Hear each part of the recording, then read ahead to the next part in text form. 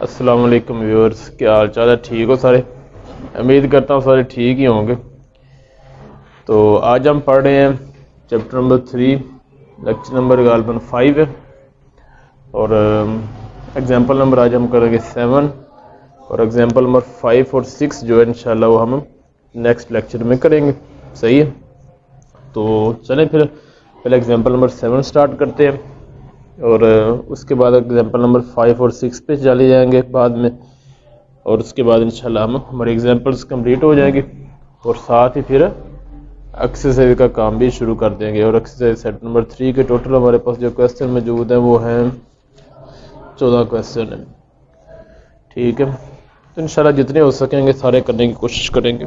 बहरहाल आज example number 7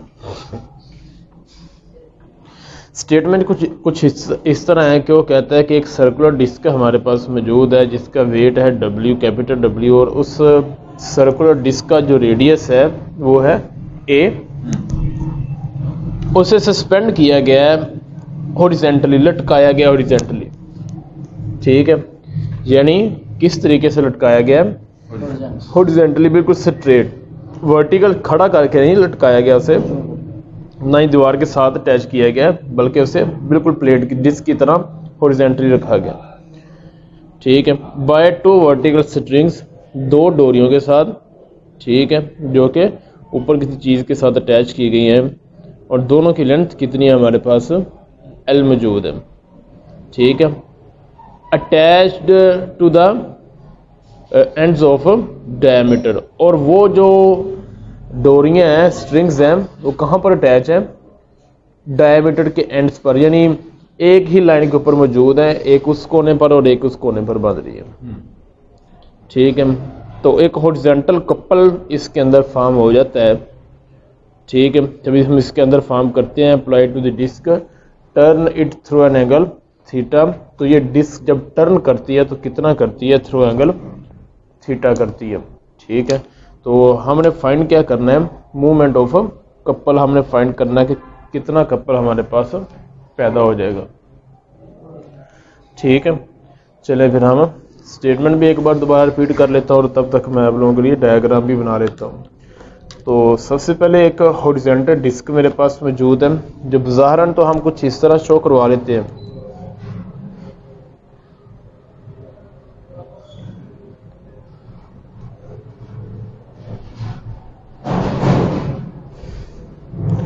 ठीक है, ये आगे मेरे पास हमने प्रूफ क्या करना है? एग्जाम्पल नंबर है हमारे पास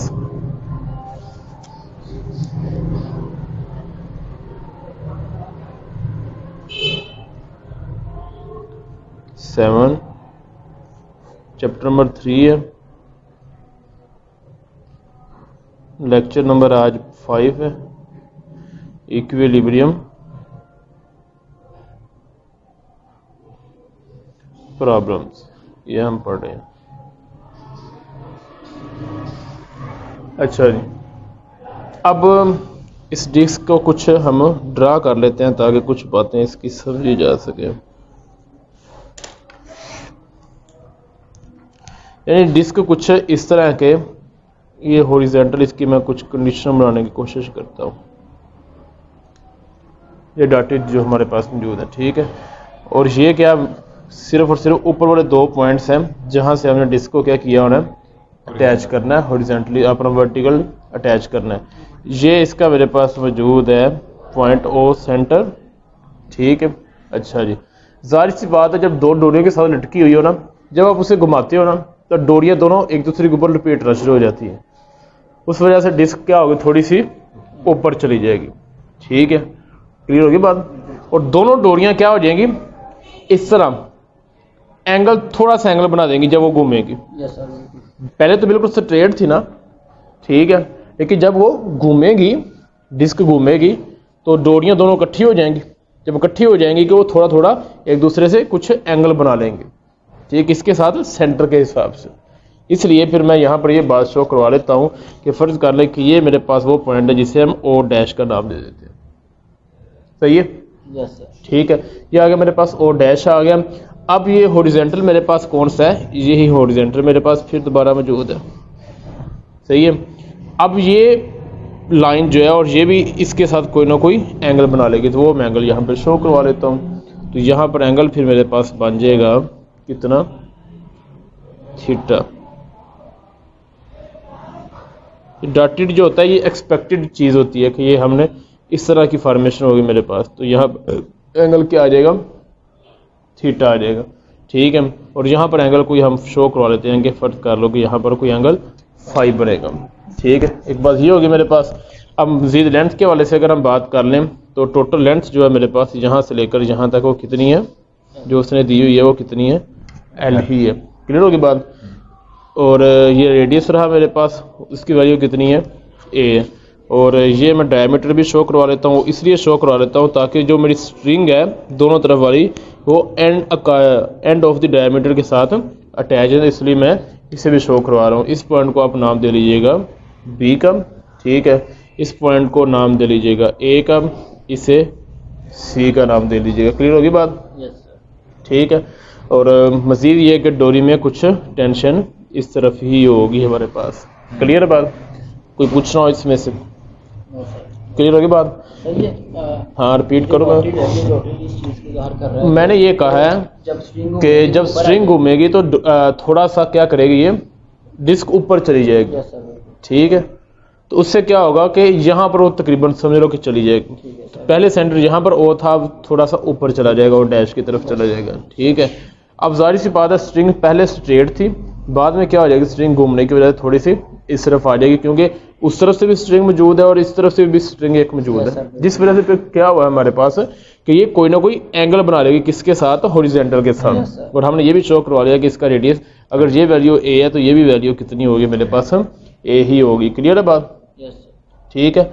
अच्छा जी, अब मजीद आगे बात करते हैं। देखो एक बात सोचने वाली है, ये मेरा एंड ऑफ डायमीटर था, ये क्या था, एंड ऑफ डायमीटर था। तो जाहिर सी बात है जहां पर ये अटैच है किसके साथ, स्ट्रिंग के साथ, उस पॉइंट को हमने क्या नाम दिया, बी का। ये देखो ना, इसे हमने क्या नाम दे दिया, बी का।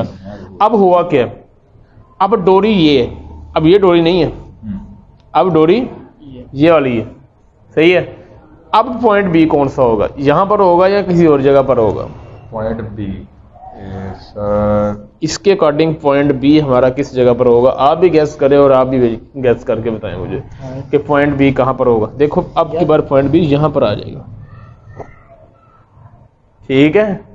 और क्योंकि भाई ये डोरी जो है सेंटर में तो अटैच नहीं है, डोरी तो यहाँ पे अटैच है, ये तो हमने रोटेशन शो करवाई हुई है इसकी, लिहाजा अब की बार इसे हम कह लेते हैं बी डैश का नाम दे लेते हैं कि ये मेरे पास बी है। अच्छा हुन समझ रहे जाएगा, ठीक है।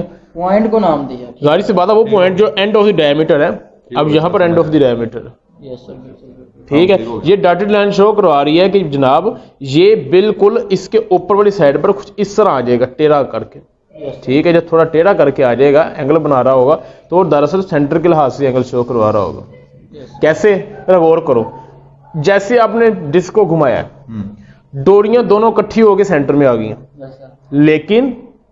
लेकिन वो अटैच तो एंड पे ही है ना, तो वो डोरियां जहां पर इकट्ठी हुई हैं वो बिल्कुल सेंटर के ऊपर पॉइंट होगा, कि किसी और जगह पर होगा, सेंटर पे होगा। तो वही मैंने शो करवा दिया हुआ, तो ये इसके साथ जुड़ा नहीं हुआ, बेसिकली तौर पर जुड़ा यहाँ पर है, तो वो क्या हमने शो करवा लिया इस तरह। क्लियर होगी बात।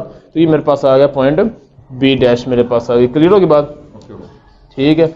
अच्छा जी, चलिए हम अब इसके बारे में चंद एक बातें लिख लेते हैं।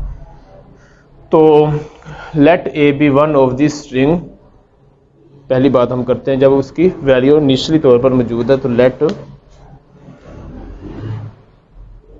ए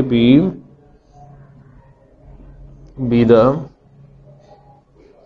one of the string such that, इसमें कंडीशन क्या है फिर मेरे पास कि ए बी जो है मेरे पास एल के इक्वल है। क्लियर है ये बात, एल उसने बुक के ऊपर स्मॉल दिया तो हम भी स्मॉल ही यूज करते हैं, ठीक है। तो उसके बाद क्या होगा, after rotation through angle theta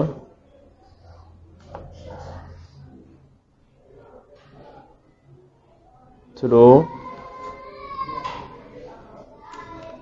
angle theta, ये असल रोटेशन है, उसकी जो असल लेंथ है।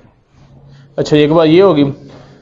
तो अब मज़ीद हम बात कर लेते हैं कि लेट इट्स न्यू पोजीशन जो है, जब रोटेशन के बाद इसकी न्यू पोजीशन बनेगी किसकी, इसी स्ट्रिंग की, वो क्या बन जाएगी, लेट इस डोरी की जो न्यू पोजीशन है, लेट इट्स न्यू पोजीशन, अब की बार नई पोजीशन इसकी क्या बनेगी, A B dash after rotation, ठीक है, ए बी डैश मेरे पास आ जाएगी। क्लियर हो गई बात? अच्छा जी, तो इसका मतलब अब की बार भी मेरे पास लेंथ कितनी है, such that A B dash की भी लेंथ मेरे पास कितनी है, एल ही होगी। कुछ लेंथ तो ना चेंज होने लगी। तो अब लेट कर लेते हैं एंगल के हवाले से बात कर ले। यहाँ पर जो एंगल बनेगा, एंगल बी डैश, मैं पहले भी बता चुका हूँ कि जो सेंटर में लफ्ज आता है, पॉइंट आता है, चीज़ आती है, कॉर्नर आता है, वही एंगल हम दरअसल बात कर रहे होते हैं। C is equal to phi के। तो कोशिश आप लोग भी यही किया करो कि जब आप लोग एंगल लिखो तो सामने चेक करने वाले को या देखने वाले को मुश्किल में न डालो कि एंगल इसने किस तरह बना लिया। तो कोशिश करो सेंटर में जो पॉइंट रखो, जो कॉर्नर शो करवाओ, उसी का एंगल भी शो करवाना चाहिए। ठीक है, यानी सेंटर वाला ही एंगल दरअसल शो करो। और दूसरी बात मेरे पास एंड, हमारे पास जो B dash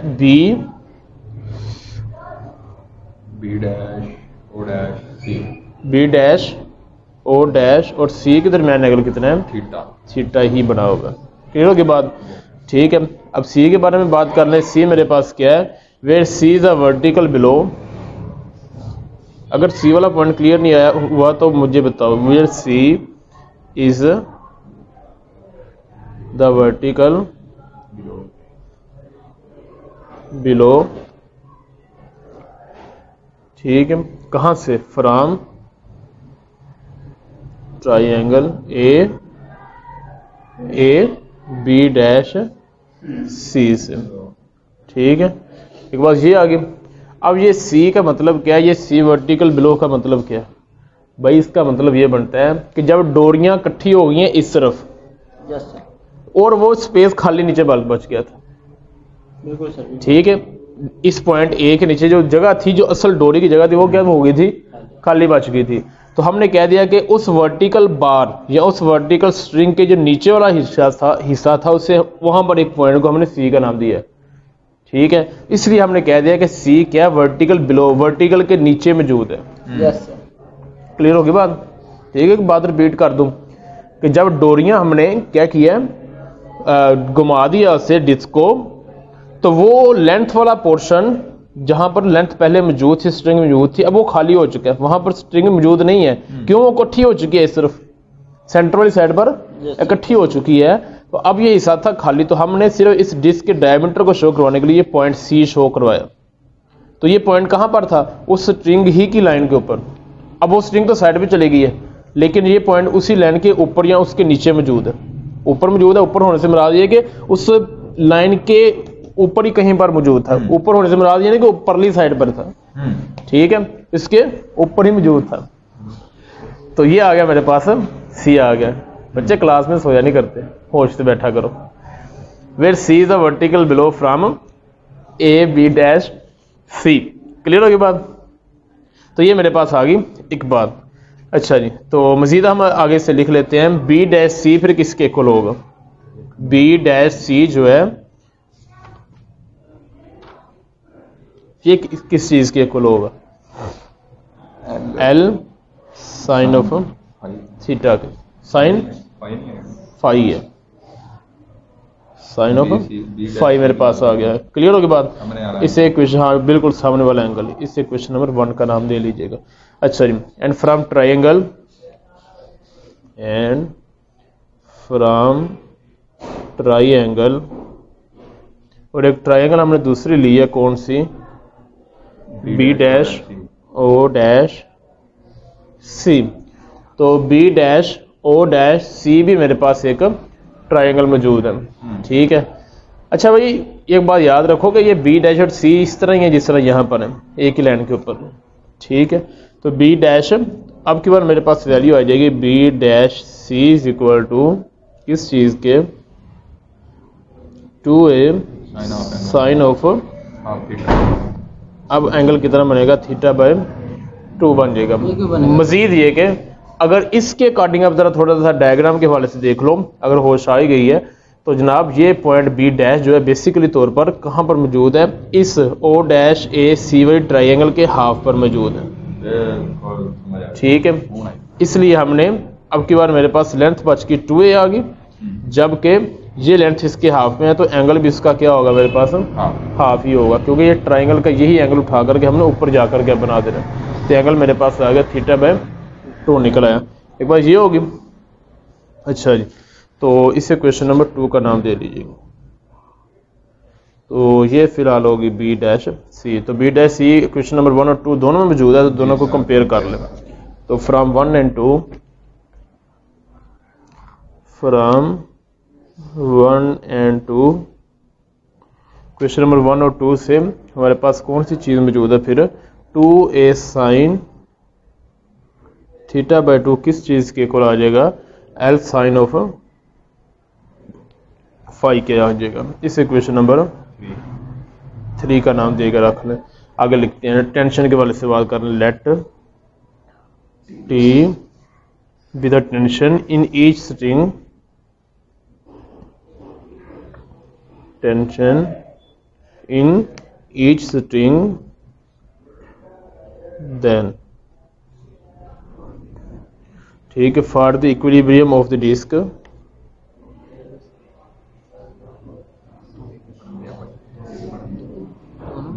for the equilibrium of the disk of radius। हाँ जी, क्या होगी हमारे पास वैल्यू, क्या कंडीशन लगती है for the equilibrium of the disc of radius. ये हमारे पास क्या है कि वेट जो है वो टेंशन के क्या होना चाहिए, इक्वल होना चाहिए। ठीक है, ताकि वो एक जगह पर रुक जाए। अगर ये एक दूसरे के ऑपोजिट तो होते ही हैं, लेकिन अगर एक ज़्यादा दूसरा काम तो ये कभी इक्विलिब्रियम कंडीशन में नहीं आ सकती। स्ट्रिंग कितनी है, 2 स्ट्रिंग्स हैं, हर एक की जो वैल्यू होगी टी काज फाई, तो दोनों की मिलकर के 2t काज फाई हो जाएगा। तो ये आ जाएगा वेट किसके इक्वल आ जाएगा फिर W is equal to 2t cos phi के इक्वल निकल आएगा। ठीक है, हर किसी की वैल्यू मेरे पास कितनी है, टेंशन का जो कंपोनेंट है, ठीक है, वो कितनी वैल्यू है उसकी टी काज फाई है। टेंशन के जो कंपोनेंट्स हमने बनाए हैं, ठीक है, दोनों की मिलाकर के हमारे पास कितनी हो जाएगी 2t काज फाई। इससे आप क्वेश्चन नंबर 4 का नाम दे दें। बात ये होगी। अच्छा जी, अब आगे बात करते हैं मूवमेंट के वाले से। तो let G be the movement of the couple, क्योंकि यही तो बात हमने फाइंड करनी थी दरअसल। Let G be the movement of the couple. ठीक है, तो फिर मेरे पास क्या होगा, G इज इक्वल टू किस चीज़ के इक्वल आ जाएगा भाई, अब 2t sine phi into a cos of theta by 2। तो ये बेसिकली तौर पर जो हम इसे इस तरह लिख सकते हैं, ये है t साइन फाई। ये t साइन फाई क्या है मेरे पास, परपेंडिकुलर कंपोनेंट है किसका, टेंशन का। 2 कंपोनेंट्स होते हैं, एक हॉरिजॉन्टल और दूसरा परपेंडिकुलर। तो हमारे पास वैल्यू कौन सी होनी चाहिए, परपेंडिकुलर डिस्टेंस ही होना चाहिए। ठीक है, तो वो मेरे पास स्ट्रिंग की शक्ल में मौजूद है, डोरी की शक्ल में मौजूद है। तो डोरी का कौन सा कंपोनेंट इस्तेमाल होगा, टेंशन वाला।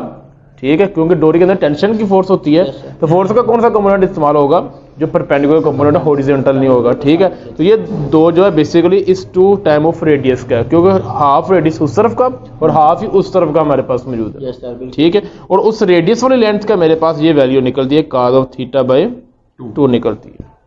ठीक है, तो ये 2a का मतलब क्या, डायमीटर, जबकि काज फाई बाय 2 थीटा बाय 2 क्या मेरे पास a का, यानी हमारे पास जो रेडियस है उसका कंपोनेंट अपना बनाया हुआ है।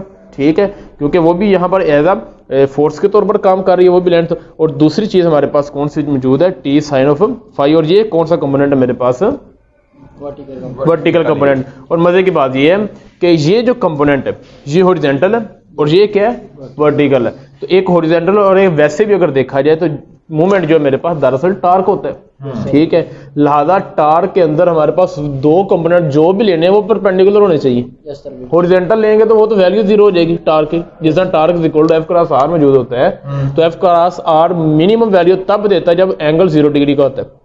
अब यहाँ पर हमने एक कंपोनेंट cos थीटा बाय 2 वाला किसका इस्तेमाल किया है, एंगल हाफ बन रहा है, कौन सा बन रहा है मैं पहले बता चुका हूँ, बी डैश वाले के हवाले से, बी डैश सी ओ के वाले से, ठीक है, बी डैश सी ए के वाले से, ओ डैश वाला जो हमारे पास बन रहा है, ठीक है।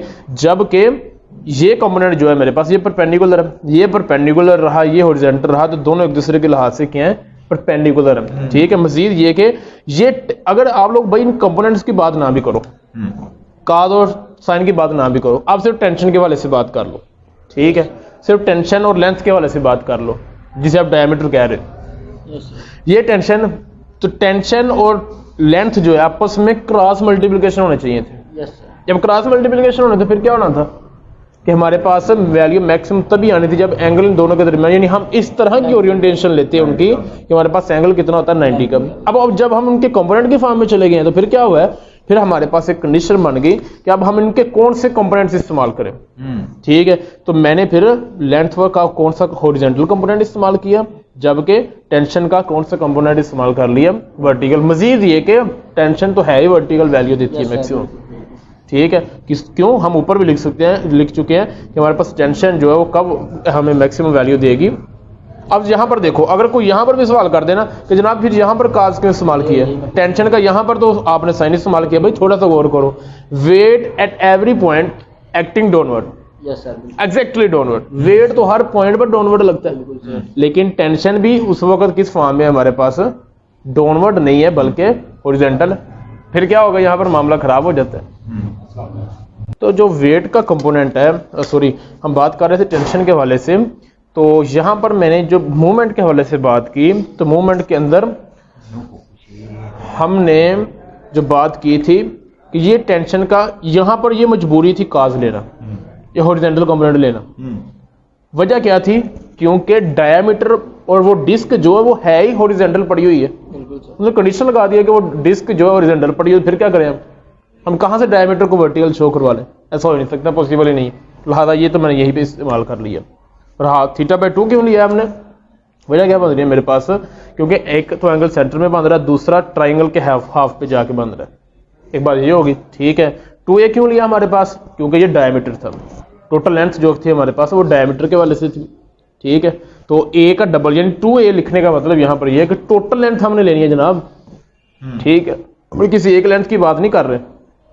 अब ये बात होगी। उसके बाद t sin phi फिर क्यों लिया, क्योंकि ये हॉरिजॉन्टल वैल्यू थी, तो दूसरी वैल्यू ऑटोमेटिकली मेरे पास कौन सी थी, फिर टेंशन की, फिर हम मजबूर हो गए कौन सी वैल्यू लेने पे, वर्टिकल वैल्यू लेने पे। Yes sir. क्लियर होगी बात। अब यहाँ पर एक बात होगी, अब ये बात भी मैंने क्लियर कर दी है कि ये वैल्यू हमने क्यों ली है, ये वैल्यू टेंशन की लेने का मकसद ये है, ठीक है।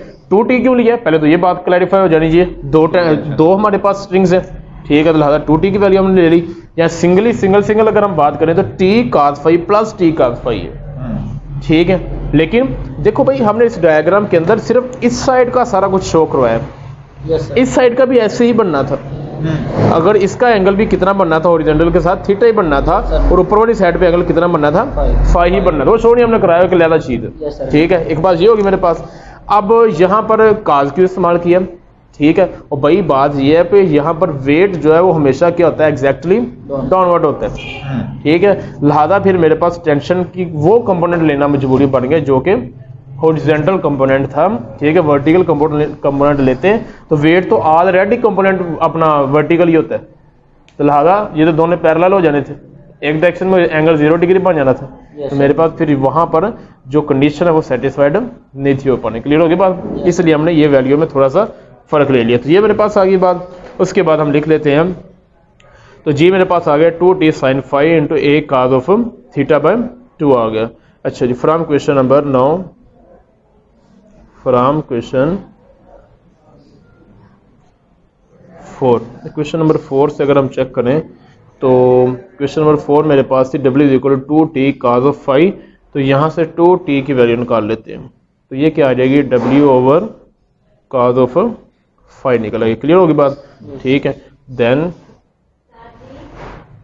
जी इज इक्वल टू मेरे पास आ जाएगा 2t की वैल्यू पुट कर लें बेटा, ये w over cos of phi into sine of phi into a cos of theta by 2 निकला है। क्लियर होगी बात। तो यहाँ से जी इज इक्वल टू आ गया। थोड़ी सी सिम्प्लीफिकेशन करते चले जाते हैं। तो यहाँ से आ गया, ऊपर नीचे एल से मल्टीप्लाई कर लो ताकि कुछ फॉर्म हम बना सकें। एल साइन फाई और एल काज ऑफ फाई, ठीक है, into A cos of theta by 2 निकल आएगी मेरे पास वैल्यू। तो ये निकला है G is equal to W L sine phi A cos theta by 2 divided by L cos phi को हम लिख सकते हैं कुछ इस तरह, L square cos square of five, ठीक है, ताकि वो हम आखिरी रिजल्ट बना सकें। ठीक है, तो यहाँ से जी मेरे पास आ गया फिर W L sine of five, ठीक है, A cos of theta by 2 divided by, हाँ जी, वो किसके इक्वल बनता है फिर, काज स्केयर फाइव जो होता है वो मेरे पास 1 माइनस साइन स्केयर के।